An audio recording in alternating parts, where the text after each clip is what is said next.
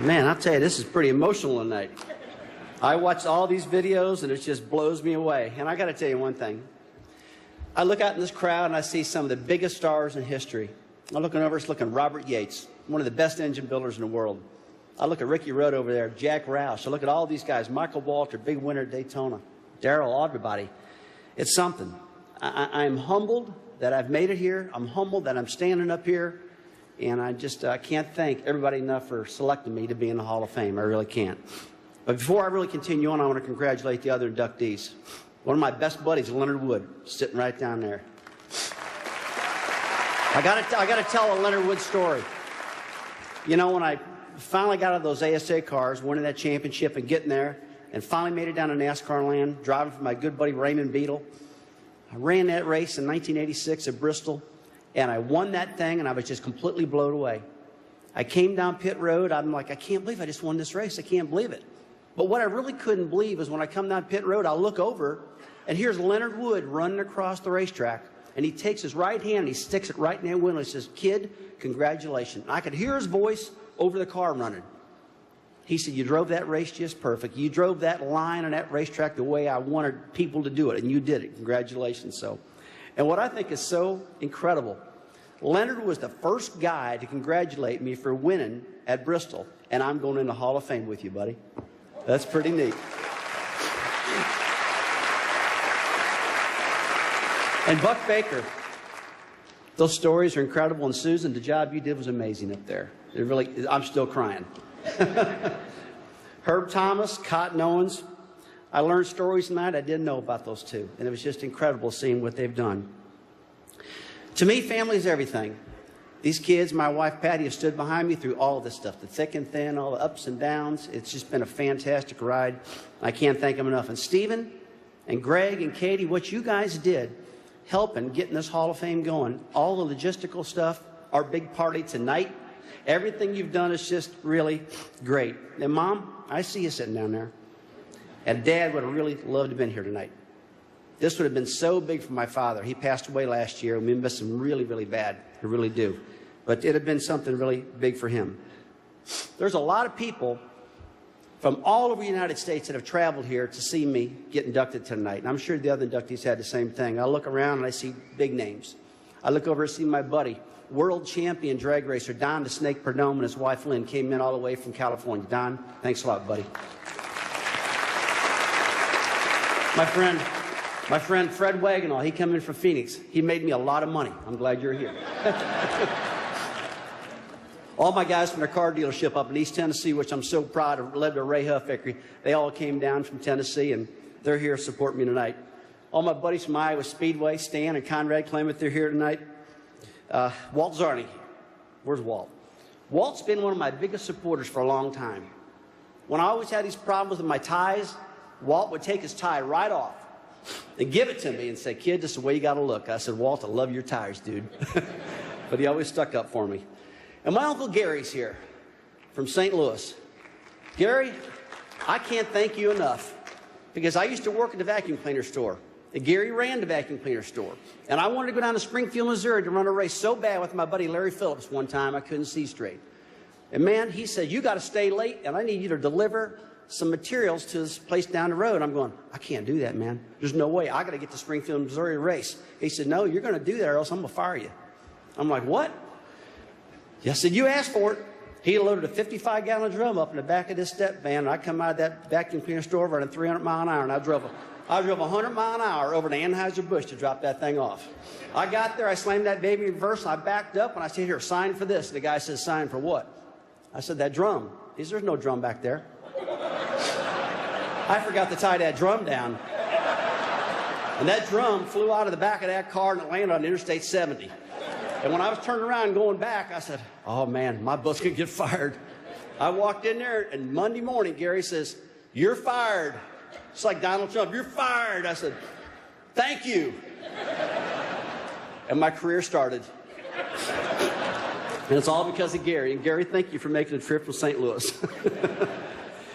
I want to give a shout out for my longtime friend, a guy that's drug me all over the country for years and years and years safely. It's my pilot, Billy Brooks.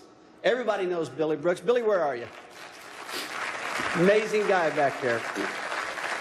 All the guys at RWI, Rob Williams, Joyce Kearns, Krista, and Lynn Souther, they're here. And all the guys from ESPN made it here tonight. I'm really excited about that. Jed Drake and Rich Feinberg couldn't be here tonight because they're back in up the Northeast because of the snowstorm. But our brand new producer for ESPN is here, Jimmy Gallardo. Jimmy, thanks a lot. Kate Jackson's here. Folks, Jim Bowden I work with a lot. And my great friends from NASCAR Countdown Show, Nicole, led by Nicole Briscoe. Nicole's here, along with Ray Everham. Ray, thanks a lot. And Brad Doherty, he's out racing somewhere. He said he couldn't make it tonight, but he's watching. I know he is. Well, you know, this whole thing, for me, started back in the 70s in St. Louis, Missouri. Out there running those tracks and just really wanting to be somebody. My dad said, Dad was just winning everything back there. And he wrecked a car really bad. He said, if you guys can put this car back together, if you can get this thing fixed, I'm going to let you race it. I said, all right, we can do that. We got that car put back together, and I made it into the semi-feature event. And if I won that event right there, it put me in a big race. I won that semi-feature event, and I was so excited that I won that race. I got in the big race, and Don knows what I'm about to say, don't you, Miller? I got about 15 laps in that 30-lap race, and that baby run out of gas. I got so excited I forgot to put gas in the car. But it was something. I always wanted to be like my dad. Dad just won everything. I think Dad even had a Bobby Allison car at one time. Didn't he, Bobby? I think so. But, you know, there was a couple guys back there that I really got to thank. And it had to be Charlie Chase and John Childs. And John's in the room tonight, and those two guys gave me my first break, got me going. And John paid all that money like a lot of young short track drivers around the country. He bought my tires, he bought my gas, paid for a hotel every now and then, got us going. And he's here tonight to support me. But this thing really took off by accident. I was on that paper route. I was delivering papers. And I'm delivering these papers all over the place, and I kept driving by this guy's house, and I kept seeing this red Cam 2 trailer parked out front. I said, man, I wonder who that guy is. That's a cool-looking trailer. Had Penske wrote down the side. I think Sunoco had all this stuff. And I said, we got to find out who that guy is, because that's a cool-looking trailer. Come to find out, it was Don Miller. He was operating Roger's show car program back there out of St. Louis, Missouri. And I said, we got to meet him. And so Don started going to some of my races. And we started winning a lot of races.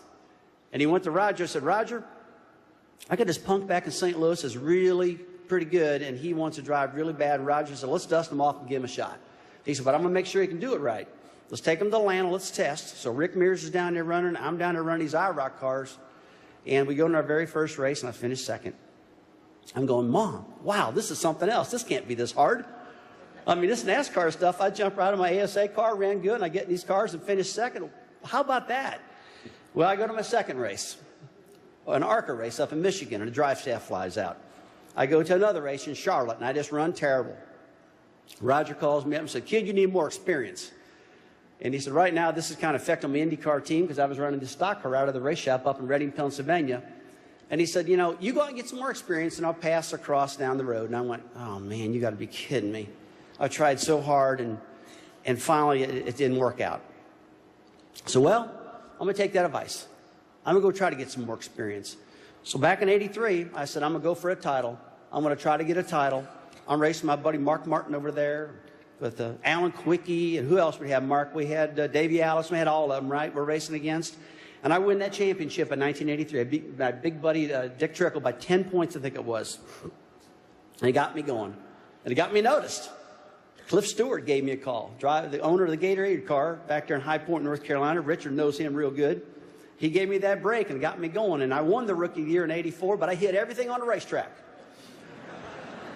Cliff Stewart will tell you, I was the only guy who's ever seen in Martinsville, Virginia, burn the brakes off so fast that he'd go down there and turn one and listen to me, and I was the only driver downshifting trying to slow my car down. Finally, I tore the car up. I go to Darlington, South Carolina in a 500. I went in the corner so deep I couldn't get the baby stopped. I went up over the top of DK Overreach's car and I landed on his roof, and he drove in. I tore everything up I possibly could, but I learned a lot. In '85, things didn't get any better. I was running better, but we were blowing a lot of motors up. And all of a sudden, this guy named Barry Dotson keeps looking at me going, I think this guy's got some talent. I think he can get it done. And he had just the right car owner for me right then. I was pretty wide open, ready to go. And Raymond Beadle, sitting right here. And Raymond, thanks a lot for coming in from Dallas tonight. Raymond gave me my first break. And that's when we won that big race over there at Bristol. But I said, you know what? I want to be in the club. And I got this sense that me living in St. Louis is not the right place to be when I want to be in the club. So me going out there winning one race, I don't think it was enough to convince these veterans and the Dale Inmans and these people like that I deserved down there. I felt like I had to do it twice. 4 races later, I go to Martinsville, Virginia, and we win. That puts me at 2 wins. And I stand in the mirror, and I looked at myself, and I said, "Self, I think you're in the club." And, man, it just felt so good to win that second win, and then all of a sudden we took off.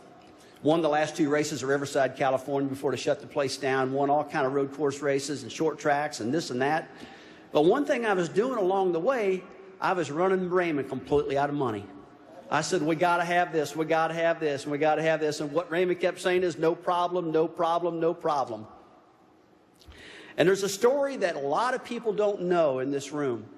And it's a really cool story. We started running out of money at the end of '89. And Rick Hendrick, where's Rick at? Is he here tonight?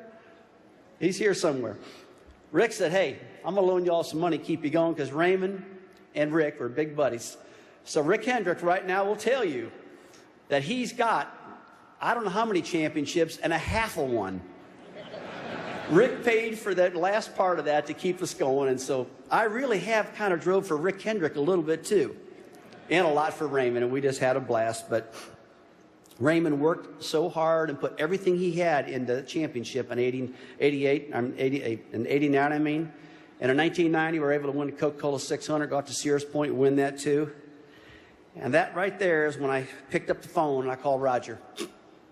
I said, "Roger, you told me a long time ago to go get some more experience, and you know I want to drive for you. I want that Penske name.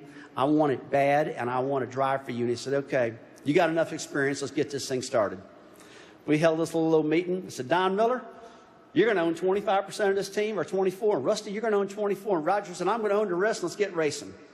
And, man, we took off, and we won a lot of stuff, I thought. For the first couple of years, we won a couple of races. We had pretty aggressive. But then the 92 season, I had kind of up and down. I did a lot of wrecking and messed a lot of stuff up, and I wasn't near as polished as Roger thought I needed to be, I don't think. And we go to Daytona to test, and all of a sudden I get a phone call. And Don's down there with me. I said, "Don, Roger just called us up. He's across the street at some little hotel over there, and he wants to have a meeting." And I'm thinking to myself, I don't know what I've done wrong. Maybe he's going to do something nice for me. I don't know. We walk in that meeting in that old beat-up hotel room across the street from Daytona International Speedway, and he sits me down. He looks me right in the eyeball, and he goes, "Son, you know, this NASCAR thing is not working like I thought it would. And I want to give all my interest to you and Don, and you guys take off, and you go have fun and do it." And I paused, and I looked, and I said, I feel like I'm in some time warp. I can't believe this is happening. And he said, "No, I just want to get out. I want to go focus back on my IndyCar stuff. But I love NASCAR, and I'm going to be in NASCAR, but this isn't working right now." And I got mad. I just got in disbelief. I was like, "What?" I took my right hand, and Roger knows exactly what I'm about to say. I took my right hand, and I shook it at him like this, and I pointed, and I said, "I want to be a Penske driver. Damn it, I want to be a Penske driver. Don't spin out on me now." He said, "Damn, kid, you're pretty convincing. I'm going to give you another shot." And Walt's there going, "Oh, boy, here we go." Well, we took off in 1993, and we won 10 races. We got that baby righted, and we got everything back on track. And Kathy and Roger, I want to thank you so much for not spinning out. And I want to thank you so much for hanging in there with me. And, you know, I don't know if Brad Keselowski's around here yet or not. I don't know if he's left or he's sitting out here or something, but I want to congratulate him so much on winning that championship. The way he drove that car with such poise and calculation and not tearing nothing up, it's unreal. So I congratulate you for winning that. But I really think you ought to come out and congratulate Roger for not spinning out. Because I don't know if he'd had that right if Roger would have spun out on us, but he hung in there, and it was a big deal. I want to thank all my team members. I see a lot of the Blue Max guys here. I see a lot of the Penske guys here. And you guys are fantastic. And what you've done, I really appreciate what you've done for my career. One of the longest running sponsorships besides STP, Miller Brewing Company. Been behind us for a long, long